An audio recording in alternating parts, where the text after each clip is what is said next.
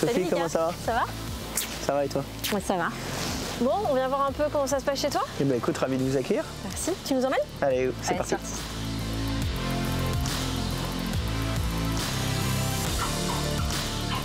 Comment tu qualifierais ta relation avec les chevaux de ton écurie? Mes chevaux font partie de la famille, c'est-à-dire je les aime comme si c'était mes bébés, donc voilà, j'ai une relation un peu, on va dire peut-être que tous les entraîneurs n'ont pas cette relation avec leurs chevaux, mais moi j'essaye de garder cette relation-là avec mon effectif. Et tu as l'impression que tu prends plus soin d'eux que par exemple tu prends soin de toi? Ah bah je peux vous dire que oui. On passe notre temps à penser à comment faire pour améliorer, pour que les chevaux soient mieux, pour que les chevaux soient mieux, pour que les chevaux soient mieux. Enfin, je passe mon temps à vivre comme ça, donc forcément ils sont mieux que moi. Et comment tu fais pour leur donner l'envie de faire leur métier de cheval de course? C'est le travail de toute l'équipe de tous les jours, hein. C'est vivre avec, les aimer et voilà. Alors oui, de leur demander d'aller au maximum de leur capacité physique, tout en respectant la nature du physique. Donc voilà, pour ça, il faut bien les écouter. C'est la partie la plus importante dans ton travail, leur garder un bon mental? C'est plus ma partie à moi, c'est-à-dire que celle de mon premier garçon, lui c'est plus pour le coup tout ce qui est musculaire, articulaire, etc., tendineux, de vérifier tout ça tous les jours. Moi, je le vois sur le travail, mais lui, il le regarde au box. Et après, moi, ma partie à moi en plus, c'est vraiment l'aspect psychologique du cheval, s'assurer que le cheval arrive aux courses avec une vraie envie d'aller combattre et de courir.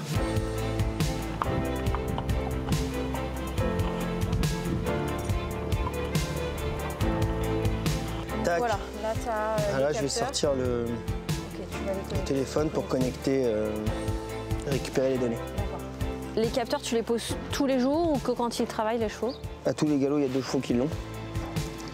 Parce que bon, j'en ai que 2, mais c'est déjà bien, il y en a qui n'en ont pas.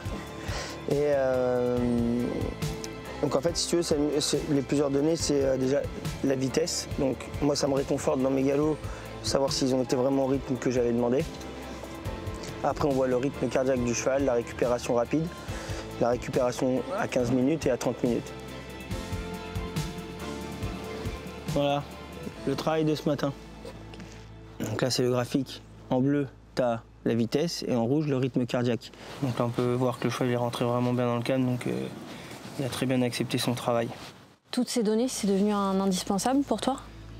Un indispensable, non, mais c'est un plus. Je veux dire, c'est que si on est dans la recherche, si on est dans le constant progrès, on ne peut pas se permettre de ne pas travailler avec ça parce qu'il y a vraiment des données qui sont vraiment très intéressantes et qui nous forcent à améliorer les chevaux, la compétition et le bien-être. Donc oui, ça devient indispensable. Bon, bah allez, on va bosser? Allez, on y va. Alors là, Mickaël, on a Castellet qui a le droit à une petite balnéo. Ouais, exactement. Donc là, les chevaux qui ont travaillé dur ce matin.